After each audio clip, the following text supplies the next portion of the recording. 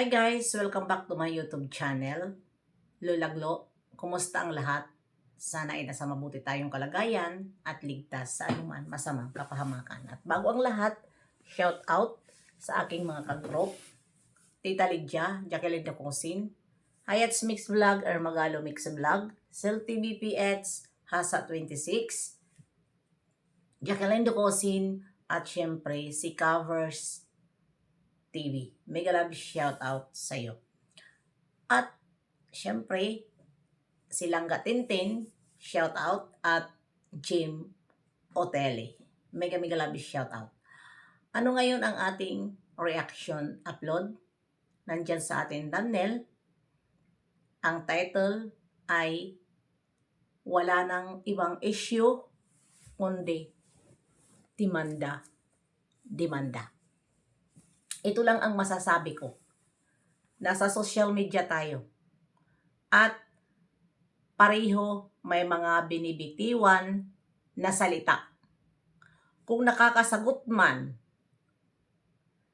ang mga reaktor na tulad ko o sino pa man dyan na mga reaktor, parehas nagre-reaksyon dahil hindi tayo magre-reaksyon kung wala tayong sinasagot dyan sa mga reaksyon nyo. Diba? Kaya, useless ang pagdidemanda. Kaya wag puro demanda. Oy, dyan sa kabila, wag puro demanda ang inyong nasa bunganga. Dahil isang truck na itong ididemanda. Diba? Dahil kung nagbibitiw kami ng masamang salita, yun po ay risbak lang namin dyan sa mga magagaling na reaktor sa loob ng kalingap. Na kung makaalipusta sa tao ay wagas, ay hindi lang isang reaktor ang nagbabalahura kay Beyonce, kundi isang team kalingap na reaktor. Bukod pa sa nakisawsaw na mga inaksip kayo ng kalingap, nakikisawsaw na hanggang kailan ang tatanggol nila sa kalingap. Dahil may isyo, dahil may kita sila sa kanilang binabanatan, di ba? At ayun, ay alam na ba natin sa sobrang demanda, sino ba ngayon ang may problema na malaki? Di ba? Nagpapahiwatig na ang kanyang title, hindi na ito biro. Hindi na ito maganda. Bakit? Hindi nyo ba alam? Ang inyong mga iniindulo dyan? Hindi nyo alam kung ano ang malaking problema?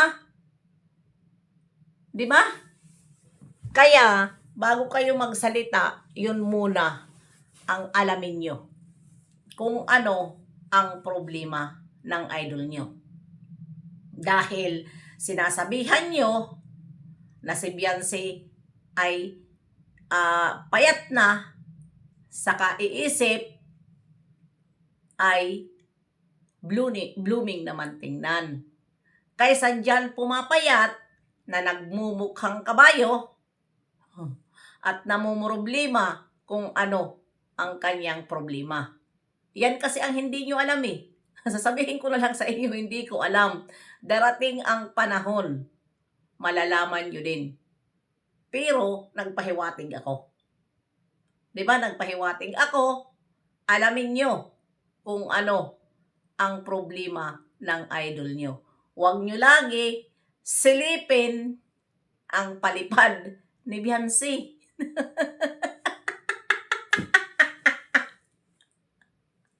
Ang alalahanin nyo, yung mga idol nyo. Kung ano na ang magiging resulta. Gets nyo? Kung ano ang aking sinasabi? No, hindi yung puro lang nyo iniisip ang inyong revenue, kung paano kayo kumita sa inyong channel, na hindi nyo alam, may tao na palang mapupunta sa hukom. Sabi po sa nag-comment sa akin, natatawa ako doon sa aking Ate Glo, wag na kayong ngawa ng ngawa dahil may pupunta na sa hukuman. Si Rauno din yung natatawa ako. Ngawa kayo ng ngawa, may mapupunta na sa hukuman. Kaya yun ang inyong intindihin. Wag si Beyonce. Dahil si Beyonce, habang tumatagal, lalong gumaganda. Habang sinasabihan nyo, wala nang kinakain, lalong nagiging blooming, nagiging sexy. Kaya huwag nyong problemahin si Beyonce. Problemahin nyo, alamin nyo kung ano ba ito na darating na problema, na malaking problema ng idol nyo. Yun ang alamin nyo. Dahil magugulat na lang kayo. 'Di ba? Magugulat na lang kayo kung ano 'yan. 'Di ba? Dahil sabi ni Kuya Bahal, bakit siya ang pinatulpo? Na hindi naman siya ang syuta ni Beyonce. At hindi naman siya manyakol. Ang manyakol, ang syuta mo. Natatawa ko kay Kuya Bahal. Kaya, yun, gets nyo? Ang manyakol, ang syuta mo. Hindi ako ang manyakol. Ano yun? Diba? I-gets nyo? Kaya, yun, ang aking reaction upload. Dahil nga, ayun na. Hindi sinagot ang dumating at naging kampante, naging big problem tuloy. Dahil nga hindi maiwasan ang mga pride na matataas dahil ang akala siguro na biro lang. Inignore? Kung ano ang dumating, inignore? Once na dumating yan, kailangan wag mong i-ignore. Sagutin ang dapat sagutin. Kung palugitan ka ng 3 araw, sagutin ang dapat sagutin. Dahil hindi yan makakarating sa'yo kung walang tao na nagreklamo. At bakit itong tao nagreklamo ay napansin at pinansin ang kanyang reklamo.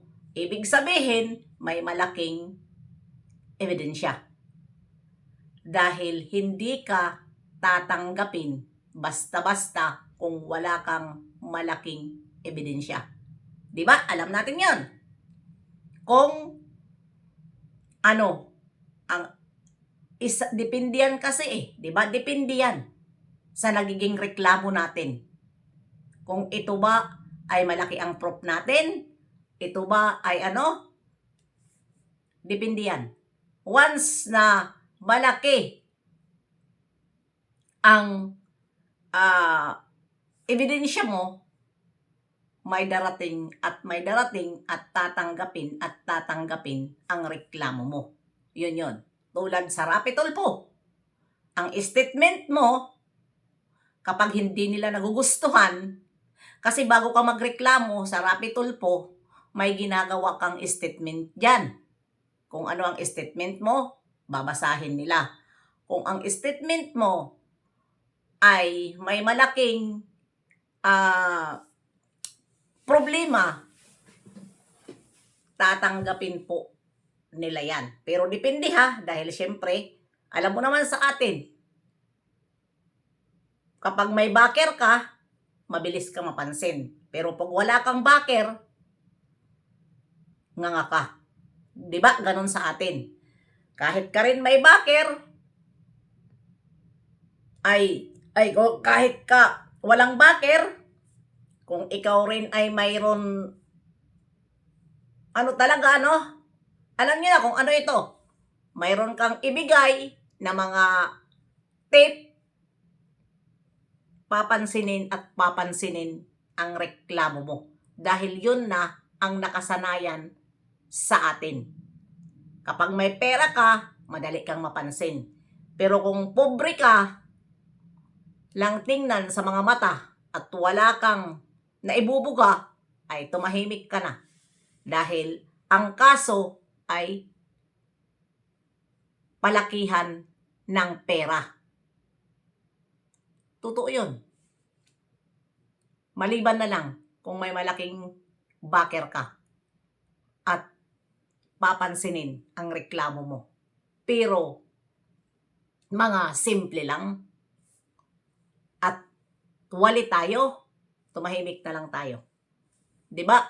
Pumukus na lang sa social media, magbanatan na lang sa social media, dahil yun naman ang gusto nyo, kumita, di magkitaan tayo dito sa Sukmed. Walang reklamuhan. Dahil ginusto natin ito na bangayan.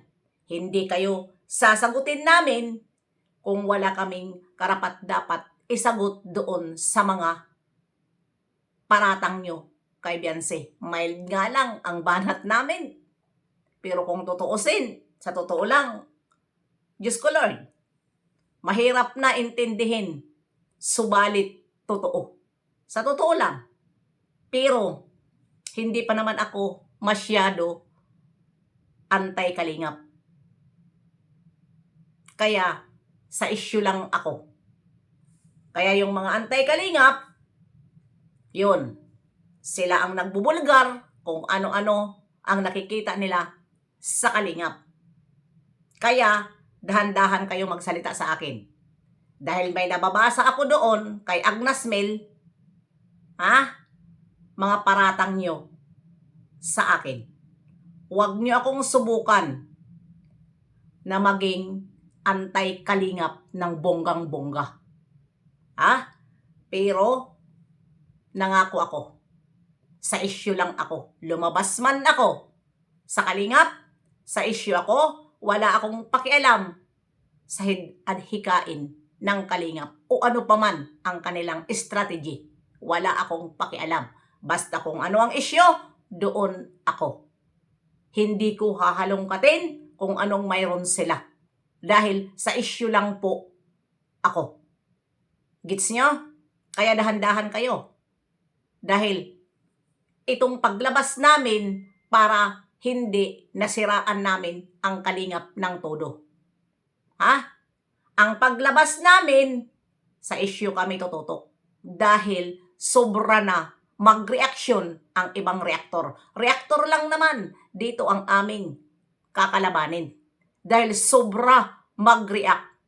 Dahil hindi nila alam, sa sobrang react nila, sino na ang naapektuhan? Hindi ba si Kalinga Frab na ang naapektuhan? Hindi ba si Kuya Bal na? At si Kuya Bal nakikisali na?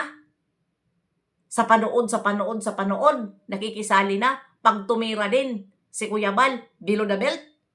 Napapansin nyo?